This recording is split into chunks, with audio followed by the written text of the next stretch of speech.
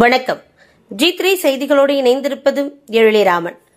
உலக புகழ்பெற்ற பூண்டி புதுமை மாதா அவதார பெருவிழா கொடியேற்றத்துடன் துவங்கியது. இனி விரிவான செய்திகள்.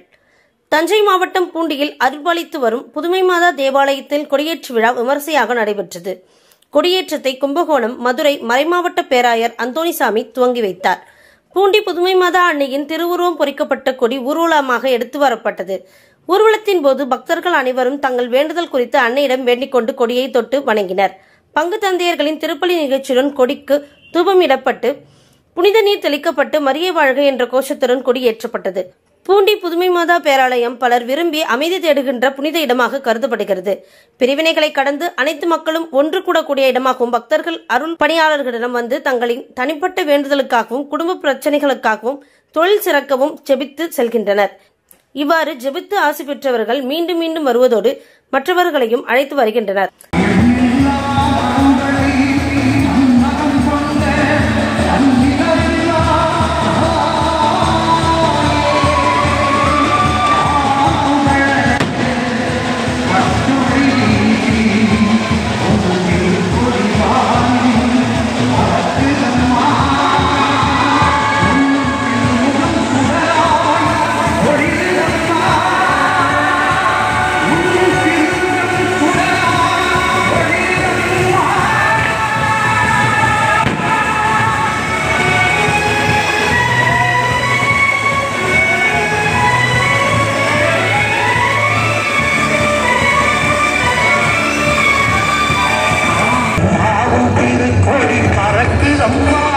அனைத்து பக்தர்களுக்கும் மகிழ்ச்சியையும் மனநிறைவையும் மற்றும் இறையாசியையும் பெற்றுச் செல்லும் புனித ஸ்தலமாக விளங்குகிறது.